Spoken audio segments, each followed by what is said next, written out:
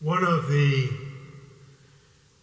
hardest things in life is to believe in what we can't see or touch. Yet there are a lot of essential things in life that we just can't quite put our fingers on. Courage, compassion, love, justice, just to name a few. But they are real, and we recognize them only when they are embodied in a life. God, or whatever you choose to call the transcendent mystery of wonder that is the author of time and the universe, is another thing that is hard to put one's finger on as well. How do we believe in what we can't see, can't touch? You know, sometimes the hardest thing to believe in is actually ourselves. It takes real faith to believe in a better, brighter future when our past seems littered with missed opportunities, the occasional broken promise, and memories of those we have loved and lost. We can become prisoners in the past, never knowing that the key to our freedom is literally in our hands. Sometimes what we need most in life is already right here, hidden in plain sight, but we just don't have the eyes to see it or the faith to believe in it.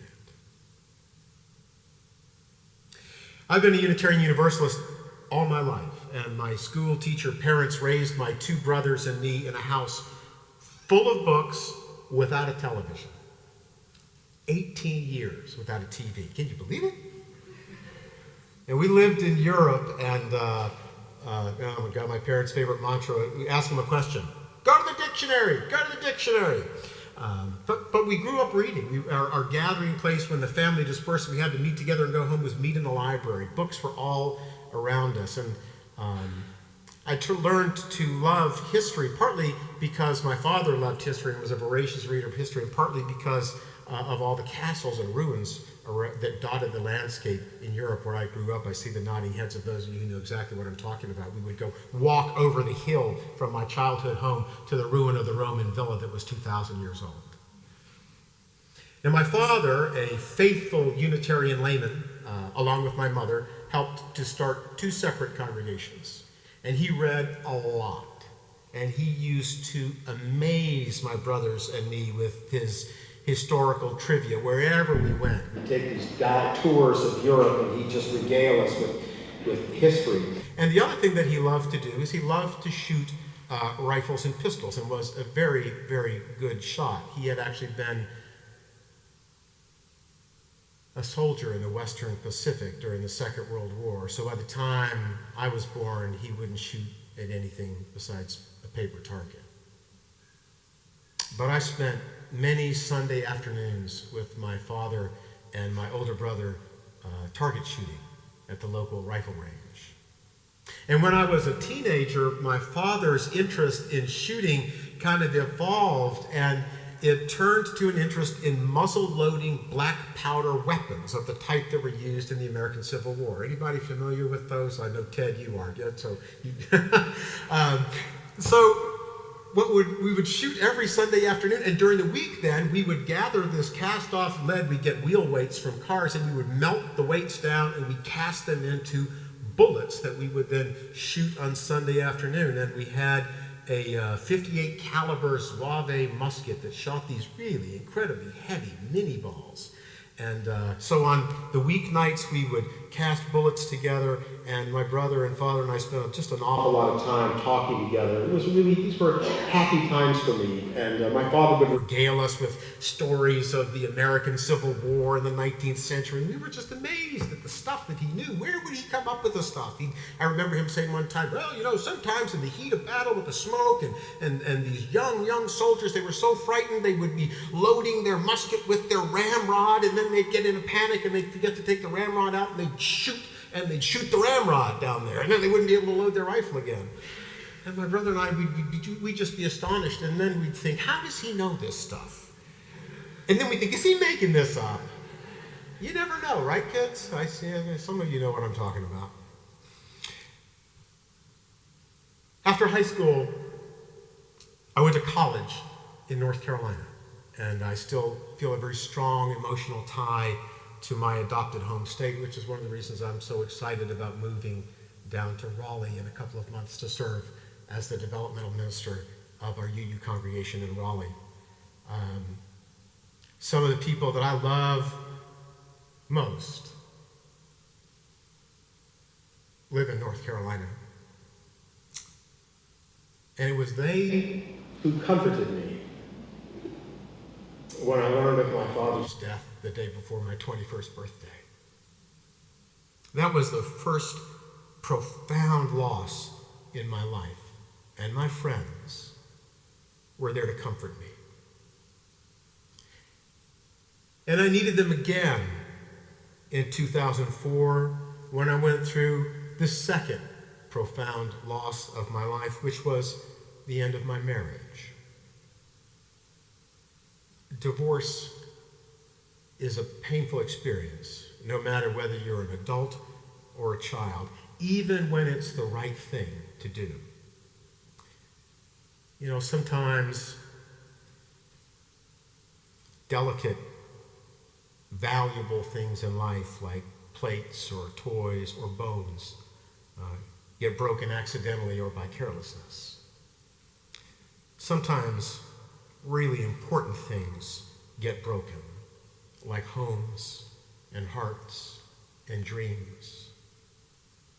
It is possible to heal some of those breaks and create replacements for others, but it takes time and it takes effort. And 13 years ago, I needed time to heal because I was broken. And the church that I was serving up the road here in New Jersey was wonderful. And the people were so kind. They were supportive, they were patient with me, and they told me stories of their own divorces and gave me hope and comfort. But more than anything else, they just loved me.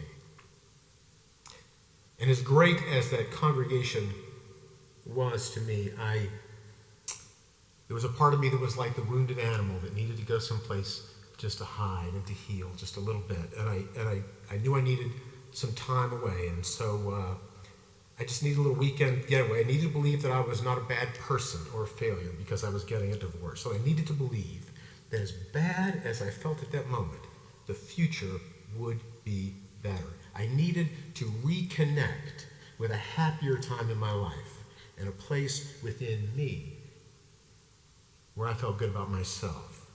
And so, on a pleasant May day, I set out to visit the National Military Park in Gettysburg, Pennsylvania. And I went there to reconnect with a time in my life that was happier. I needed to reconnect with, I think, the spirited part of my, by then long dead father. I needed to reconnect to a time in my life when I was innocent and safe, and all my dreams were still intact. I was diving into the history so that I could get away from the present. I was reaching back into the past so I could begin to imagine a future for myself. I was on sort of a personal retreat, you might say. And let me just tell you, there are two kinds of retreats. Sometimes we retreat to something. You know, we go to a retreat center. We retreat so that we can get away and we can connect with the holy, whatever that is in our lives. Sometimes we retreat from something. We retreat from the pain. We retreat from frightening things. We retreat from perceived enemies. So you can retreat to something or you can retreat from something. And I realized in retrospect, when I went to Gettysburg, friends, I was in full retreat. That was funnier than that. Come on.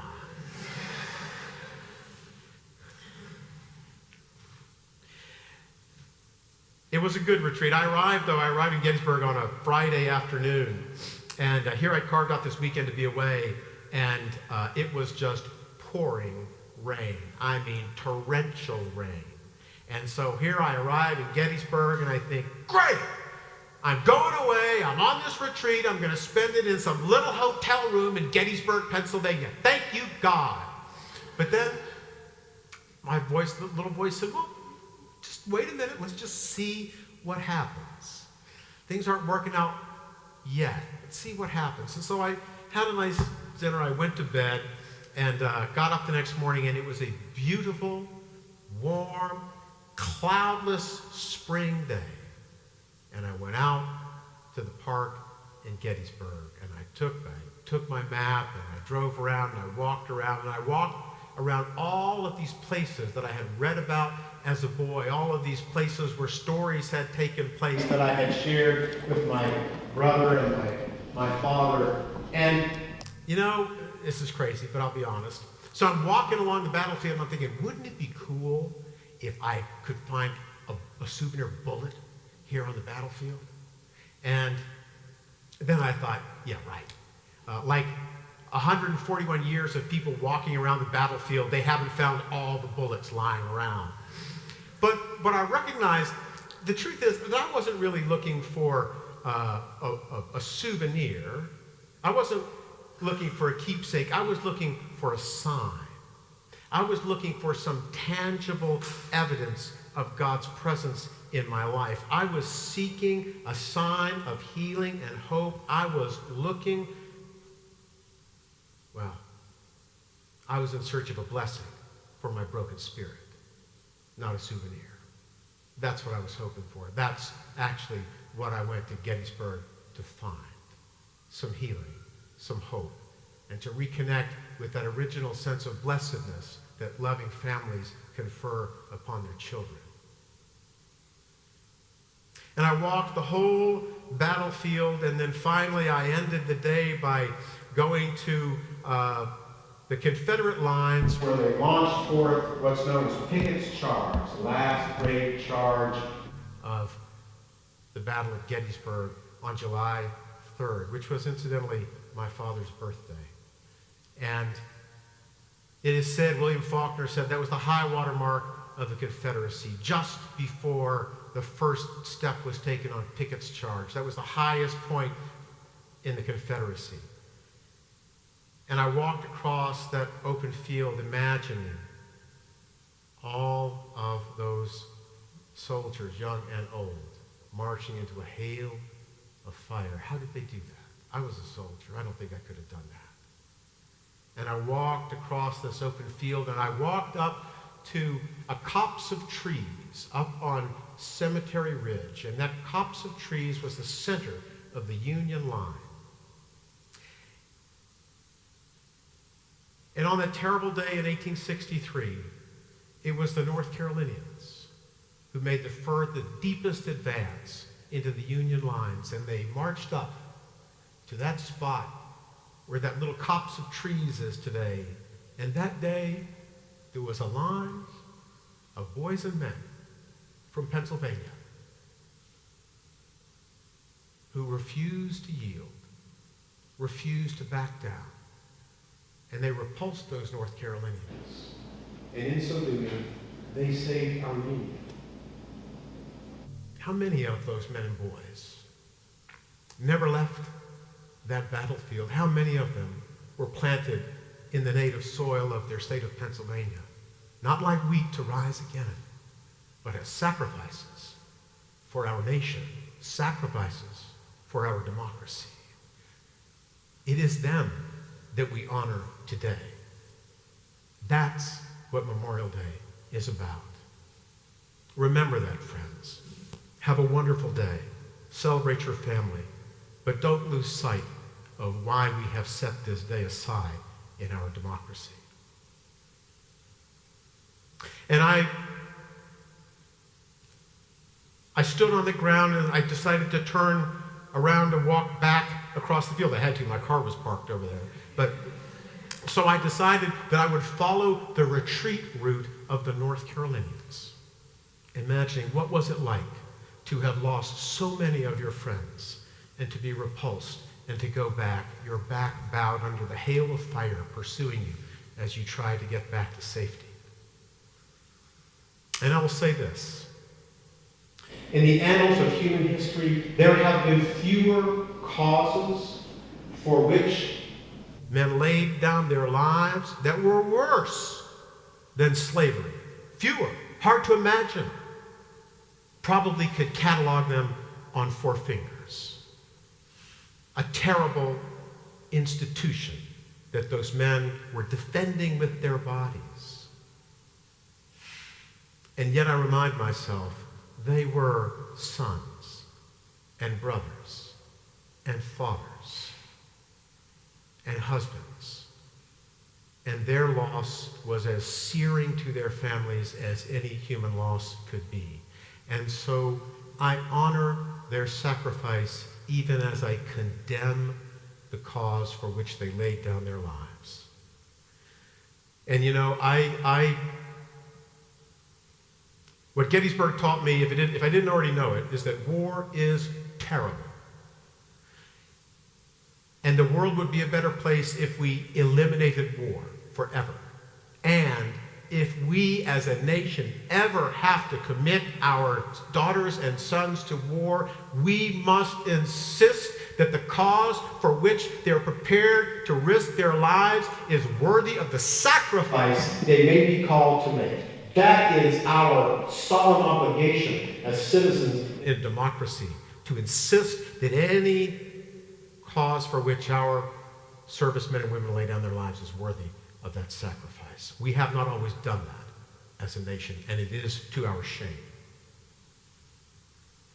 And as I was walking back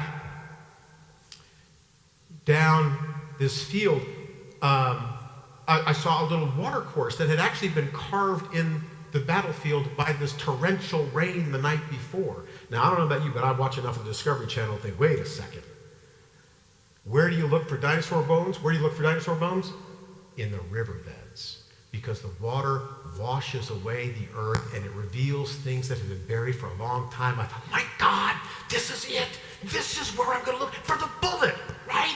Oh man, so I started walking down this water course. It was about 3 feet. It was maybe as narrow or as wide as the runner of this aisle, and just a couple feet deep. And so I started walking along the edge of the water course. Now, there were signs prominently posted that said, "Souvenir hunting prohibited." But I just want to go on record and say I was not souvenir hunting. I was just walking along, paying attention to what was right in front of me. If I were souvenir hunting, A, I'd still be there. B, I'd have a backhoe shovel and probably a team with me. So I was just practicing Buddhist mindfulness. Don't seek, don't strive, don't struggle. Just be fully present in the moment and see that which has been in front of you all the time. So I was being fully Buddhist, walking along, and I looked down. Now, keep in mind, and I learned this from one of the things my father taught me as a boy, lead oxidizes in the air, and over time, if you're looking for a gray bullet in the ground, you're looking for the wrong thing. You got to look for something that's white, because lead oxidizes white. So, remembering this stuff, I'm walking through the water course, I'm looking for this little white bullet, and I look down, and what do I see? I see this little white thing. I think, oh my God, this is fantastic. And I reach down, and I pull it up, and I blow it off, and I look at it, and it is a perfect, round, white stone. I threw that aside, and then I walked along, and I looked down. Well, there was another one. I thought, well, okay, amazing. I went down, I pulled that up, and I picked it up, and I blew it off and looked at it, and it was another perfect, white, round stone. And I found another, and another, and another. And I know that Kennett Square is the mushroom capital of the state of Pennsylvania, but friends, I'm here to tell you that Gettysburg is the little white stone that looks like an oxidized bullet in the mud capital of Pennsylvania. They were all there. They were all there. And I'm walking along. First of all, I'm walking along looking over my shoulder for a park ranger, even though I was not souvenir hunting. And then the other thing, I'm thinking, this is just crazy. This is just stupid. You're walking along a battlefield 141 years ago. Everything that's worth finding has been found with a metal detector. You're out of your mind. Just let it go. Just lift up your head and walk back to the car. And yet, there was this voice. There was this voice in the back of my head that said, don't give up, keep looking. And today, when I remember that day, I think of Ted Kooser's poem, On the Road, by the toe of my boot, a pebble of quartz, one drop of the earth's milk, dirty and cold. I held it to the light and could almost see through it into the grand explanation. Put it back, something told me. Put it back and keep walking.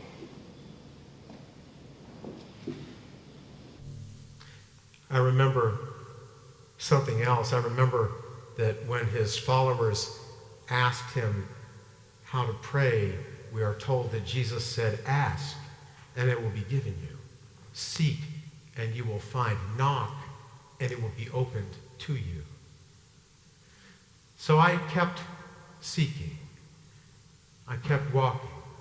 I kept finding more smooth stones. And I just walked along, and I went to the next stone, and I reached down, and I scraped it, and it felt different somehow. So I leaned down, and it felt a little bit bigger than the other stones.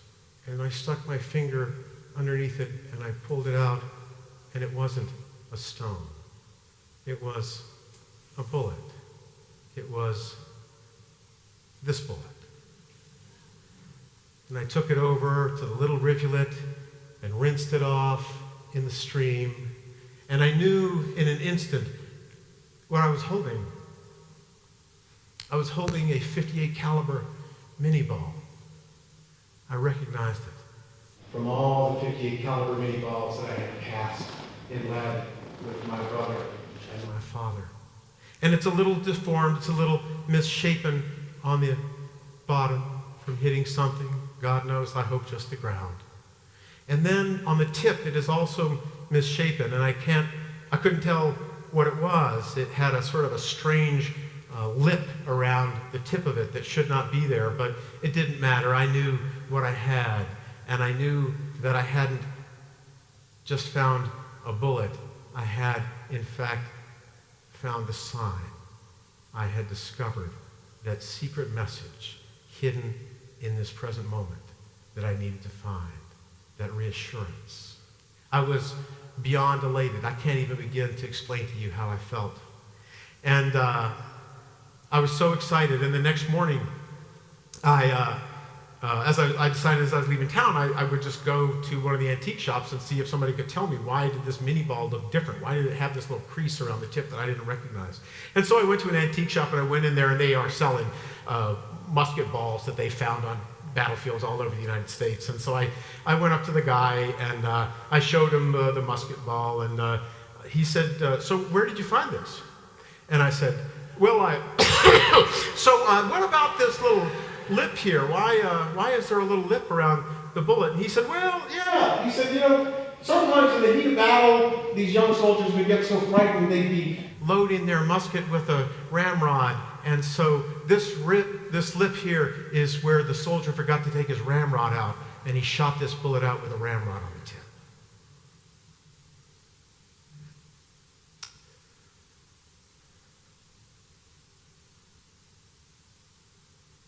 Right then, that arc of connection from the past to the present, to the future.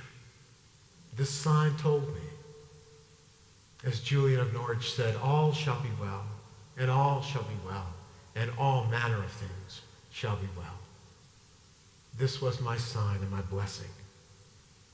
This is what Lord Krishna was explaining to the warrior prince Arjuna in the Bhagavad Gita.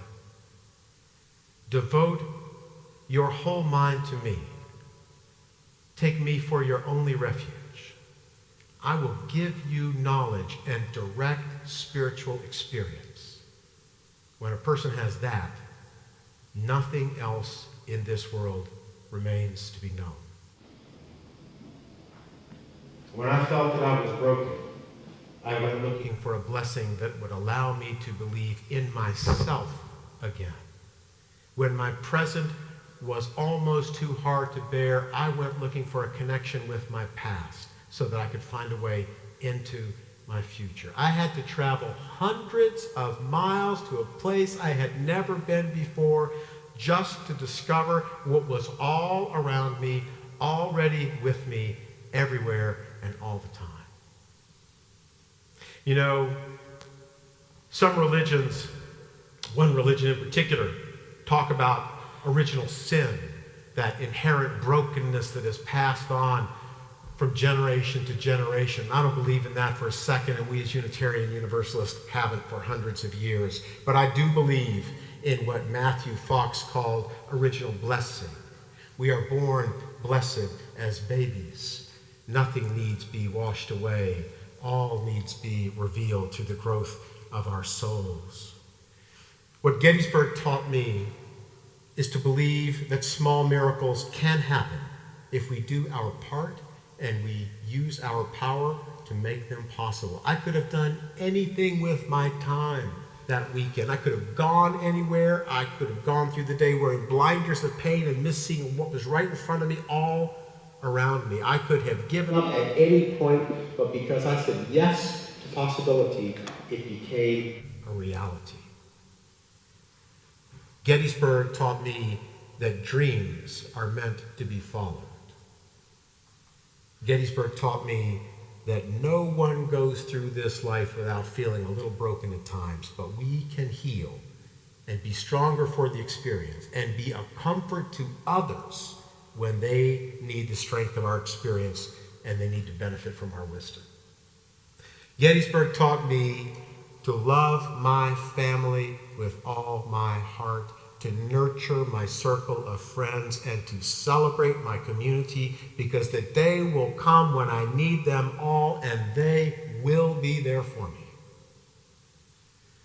Gettysburg taught me to open my eyes to what is right in front of me and notice the small things in life. Hidden treasures within ourselves, in others, and in our lives aren't so hidden when we're actively looking for them. Gettysburg taught me to be grateful for my life and be aware of the blessings in my life. Gettysburg taught me, if I hadn't believed it before, that there is a power pulsing through us and this world, call it God or nothing at all, that binds us all together with everything that is and was and will be, with everyone and everything. One spirit, one people, one destiny, one love. And above all, Gettysburg taught me that there are blessings to be seen and found all around us when we say yes to life. May you go forth this day renewed in faith in your own original blessing. And may you seek and see love and hope and peace in the days all around you. And may you have the faith and the hope and the courage to say yes to life and all the possibilities that it holds. So may it ever be.